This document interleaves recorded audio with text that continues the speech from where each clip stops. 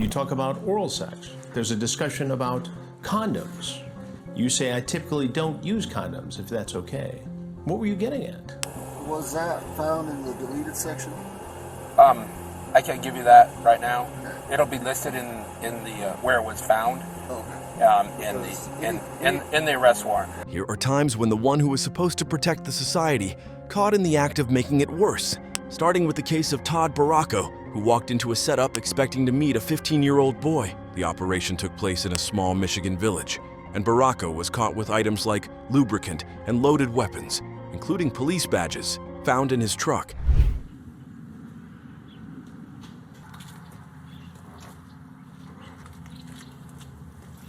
How are you? Good. Hey, take a seat there. I gotta go upstairs. I gotta bake kind of it. You look okay? Yeah. Are you sure?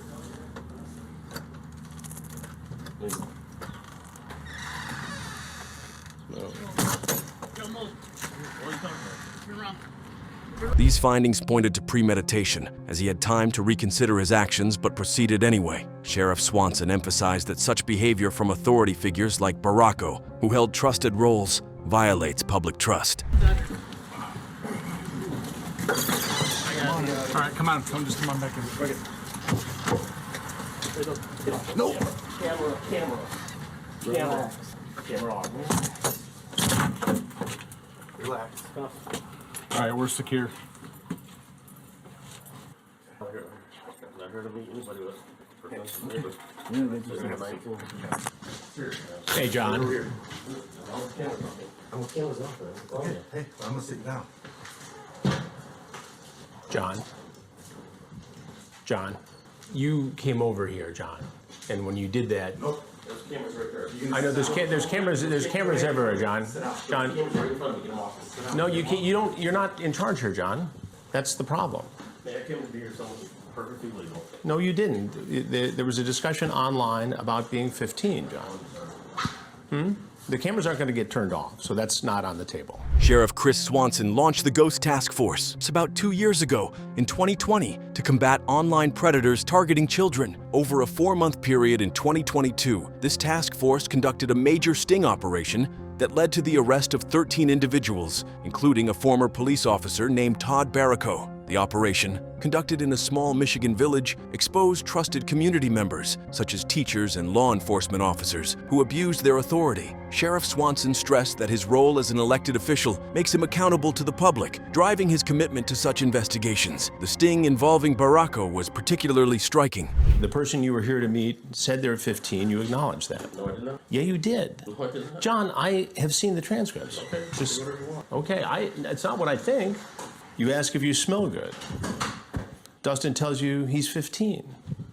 You talk about oral sex. There's a discussion about condoms. You say, I typically don't use condoms, if that's okay. What were you getting at?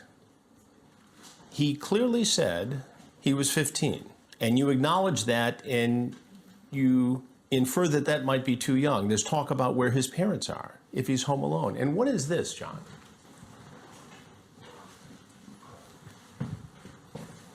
Explain this. Help me to understand what you were thinking here. Okay, no, you got to sit down. Yeah, you do.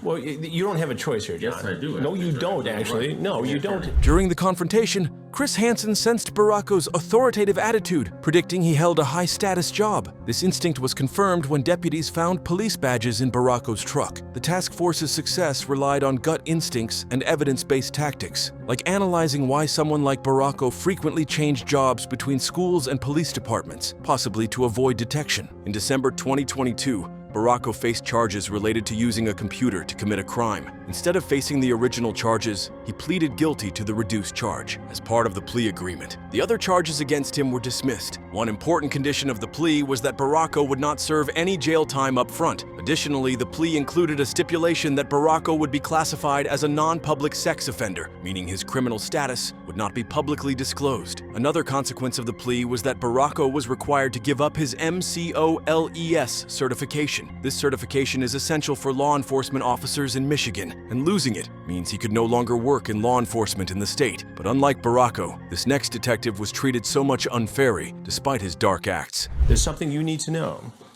I'm Chris Hansen. I don't who that is. And I'm a journalist, Okay.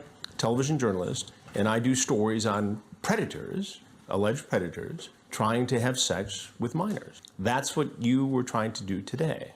Okay, so how do you explain your way out of it, John? What's your last name? I'm not talking. You have nothing more to say? No. Is there anything you want people to know? Nope. All right, well, there's some guys Yeah, here. we're law, so- But that's not true, John. Okay. What do you do for a living? None of your business. Well, it is actually, but if you have nothing further to say, then these guys would like to talk to you, all right? Anything else? Nope. You're sure? Yep. All right. Robert Strand was a detective from Sandoval County who ended up being arrested for something very serious. He was 56 years old at the time of arrest. The arrest happened quietly, without creating a big scene. Officers from the New Mexico Attorney General's office came with a warrant and asked him to place his hands behind his back. They tried to keep everything respectful and low profile, but the charge was serious. Robert was being arrested for possessing explicit material involving children. The situation was disturbing because Robert was a detective, someone who was supposed to protect the public.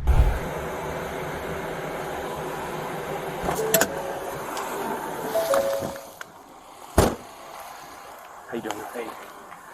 Sir, can I have you do me a favor? Set your paperwork on the tailgate right there. Go ahead and place your hands behind your back for me. Go ahead and relax your legs. Okay.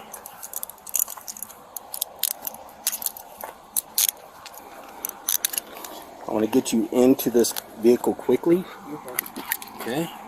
But I don't want you to take anything you don't need to have. He had spent years in law enforcement, and now he was being taken in for something that shocked many people. When the arrest was happening, the officers spoke calmly to him. They asked him if the handcuffs were too tight. They helped him get into the police car and even cracked a window so he wouldn't overheat. The officers said they didn't want to search him in public, as it might attract attention. They would wait until he was moved to another location. This respectful treatment upset many people, especially because of what he was accused of. All right. Need to double lock these for you. Too tight on you? No, that's fine.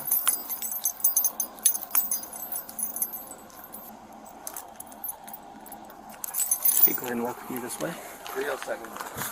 Go ahead and have a seat real fast. We have you out of the light, okay? Cool. I appreciate it. You got it. Robert didn't resist the arrest. He asked questions and tried to understand what would happen next. He said he didn't want his dogs to be left alone, and the officers agreed to inform someone at his home. They also promised to secure his house. All this happened while he was facing serious charges. According to the investigators, Robert had 92 illegal images or GIFs on his phone. The images included children as young as infants. This was discovered after a tip was sent to the National Center for Missing and Exploited Children. An investigation followed, led by the Internet Crimes Against Children Unit. Eventually, evidence was found on Robert's phone. He admitted to seeing the images and deleting them. You're being placed under arrest where we'll be getting an arrest warrant for you, sworn out today for possession of child pornography or possession of sexual exploitation of a child of children possession statute. Okay, the biggest thing for me is I do this for everybody. I don't want a big scene made about anything. So I'm going to be as discreet as possible. Cooperate with me, we'll be fine. Oh, that's right. I forgot that. Thank you, sir. Parked us right in the sun, too, didn't he? It's alright. Okay, so I didn't search you. Go ahead. No, I'm not going to do it now. Wait till Rio gets here. I'm going to advise them, and then we're going to do a search. I just didn't want you there. Okay. I don't like to do that with anyone. I like to get them out of the limelight. Over here, I think we'll be okay. Do you have anything on you that you need to leave here? I don't think so. I know you had a holster for mags or whatever. I got the holsters. Yeah, you can take them off. Well, no. I mean, if they're covered, I don't care. So. One very strange part of the case is how the officers treated Robert during the arrest. He was calm, and so were they. They treated him like he was not being arrested for something so serious. Some people believe that he got this soft treatment because he had worked in law enforcement for many years, but others think anyone who was arrested for harming children, especially someone who was supposed to protect others, should not get such polite treatment. And Is it going to be this jail here or Santa Fe? Do you know? sir, I don't. Okay, so I'm it'll unaware be of this how. jail. Yeah, I'm unaware how Rio Rancho deals with these types of detentions. I don't know. But I'm sure we'll advise them of who you are, and so that'll be taken into consideration, of course. I really wish you guys would take me. Robert tried to ask questions about how the evidence was found. He wanted to know if it came from the deleted section of his phone. The agents said they could not answer that right away. They said the details were in the arrest warrant. Robert also wanted to know where he would be held. Officers told him he would be handed over to Rio Rancho Police, but they did not know exactly which jail would take him. He even asked for small things, like getting his wallet back and making sure his house would be locked properly. Robert spoke a lot during the process. He said he wished he could be taken by someone who knew him. He also wanted the officers to let his partner know to take care of the dogs at home. They told him they would let her know after the search at his home was complete. He asked if he could keep his wallet and said he didn't want his bank card to be left behind. The officers agreed to let him keep it and checked if anything dangerous was inside. Later, Robert was told that he would be sent to a local detention center. He asked if it would be Santa Fe or somewhere else, but the officers didn't know for sure. He was told that once he reached the holding cell, the officer would complete the paperwork and send it to the prosecutor. If approved, the judge would sign the final arrest warrant. Then he would be officially booked. The AG's office and federal investigators have been working closely on this case. The evidence includes 92 files. These files were enough to get a search warrant and arrest warrant signed by a judge. According to the affidavit, Robert admitted he saw the images and deleted them, but deleting them does not mean the crime goes away. Digital evidence remains even after deletion, and investigators found what they needed. Was that found in the deleted section? I can't give you that right now. Okay. It'll be listed in the where it was found. Okay. In the arrest warrant. Yeah. Anything I knew about. Okay. All right. That's why I was asking. Okay, no problem. I didn't think I was being arrested for that. All right. Okay. Yeah, you're good. Okay. So what's next? What's next is Rio's coming. They're gonna transport you to their holding cell, Okay. and then I'm gonna finish out my warrant, send it to my prosecutors. Prosecutor's gonna approve it, and then I'm gonna walk over here and get a judge to look to see if I can get a judge to sign the arrest warrant. Once the arrest warrant is signed out, you'll be booked on that arrest warrant. All right. Any other questions? No, I appreciate you guys. Okay. Thank you, sir. That's fine.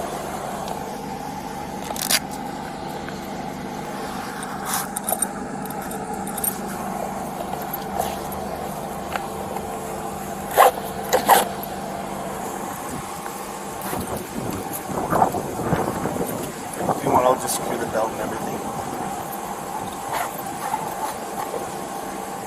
Now before you leave, just don't forget to give this video a like, smash that subscribe button, and also ring that notification bell while you're down there.